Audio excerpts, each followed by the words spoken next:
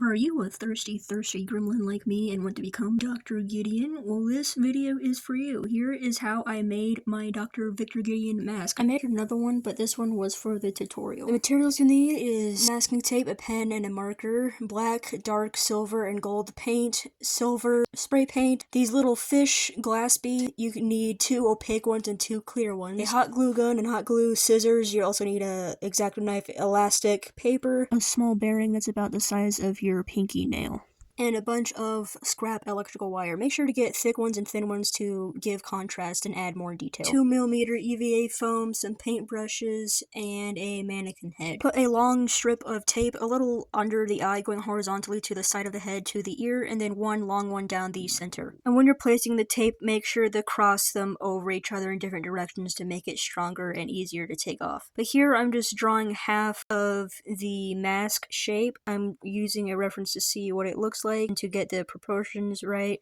And once I have that, I'm going to cut it out. But before you cut it out, draw a line where the forehead curves down, because obviously your head is round and a round piece of paper or tape isn't going to lay flat. So cutting this here will make the pattern lay flat. And make sure to mark lines where pieces meet so they're easier to put together later. Transfer them to paper and make sure to leave a little extra room around the edges to account for the size difference between the paper and foam. Transfer them to foam and flip them over. Make sure to add the lines on the back so it's easier to see. Make 2 of each piece and flip it over so it's mirrored identically. Once you have them cut out, you can glue them together. And when you're gluing them, don't glue them all in one piece at one time, because obviously you can't hold the straight piece and this curved piece with glue together at once. So glue the straight piece first, wait for that to dry, and then do the curved piece next. It'll be way easier. I put it on my face and poked with my nails where my eyes were, and then I cut out a hole so I can see through it. And I also trimmed it a bit because I made it way too big. I put tape over the space and drew out the pattern of the silver piece, and I did the same relief line here. I'm going to cut these 2 pieces apart, put it on paper, put it on EVA foam, and do the same thing I did with this base. I glued them together and glued them to our base that we had before.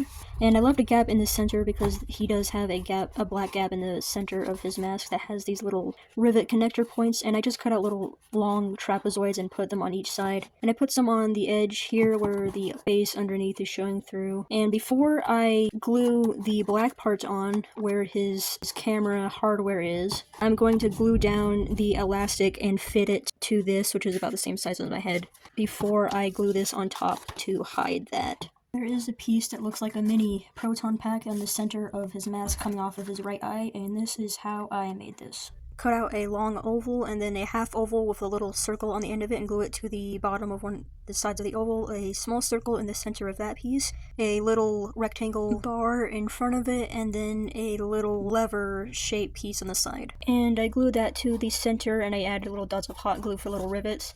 And I cut out long rounded off rectangles and glued them to the bottom of the mask where the eyes are.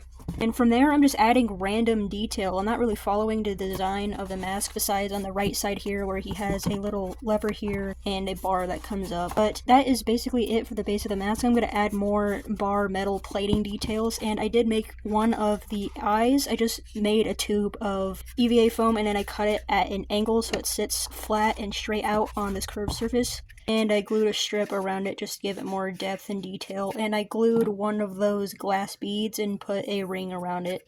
And I did cut a hole through so it's a little see-through. You won't be able to see through this, but it gives a little more depth. And I'm going to glue that on, and then I will work on his triple camera setup. To add these smaller recessed rivet details, I'm taking the end of my pen and pressing in and kind of turning it around. And I do that on each of the corners and where I think a rivet will be.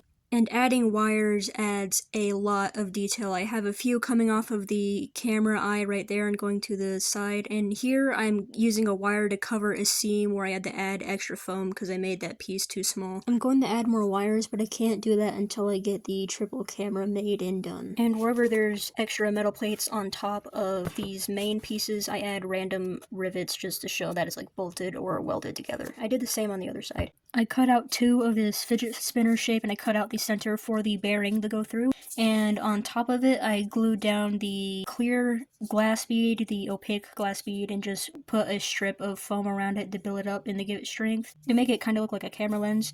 And on the super small one, I cut out a small square of plastic, and I'm going to put a little circle with a hole in the middle to make it the super small camera.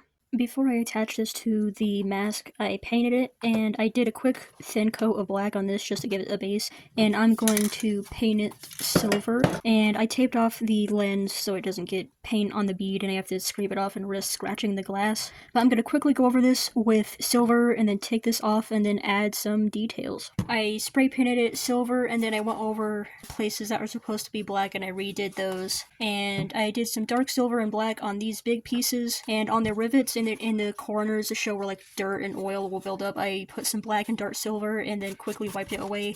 And while the spray paint was still wet, kind of, I smudged a bunch of dark silver all over it to get it to look dirty and worn down, and once I get this glued in, it will be finished. I glued the bearing in the hole at the center of this piece, and then I just twisted wire and put it through so it has something to stick to and it can still spin.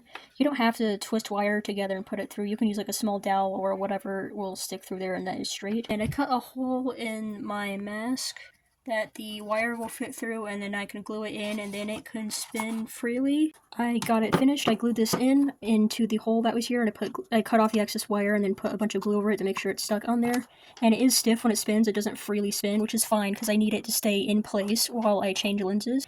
And I added a wire here and here leading to the back of this just to show like the camera feed is being sourced out to somewhere back here. And I painted the lens here to be gold because it is gold in his mask. I think that is about it for this mask. I might add some more detail later, but that's about it. I will say that the vision is like 0 on this. When I have the triple camera like turned like this, my vision is literally like this, and maybe a little down here, my vision's like this.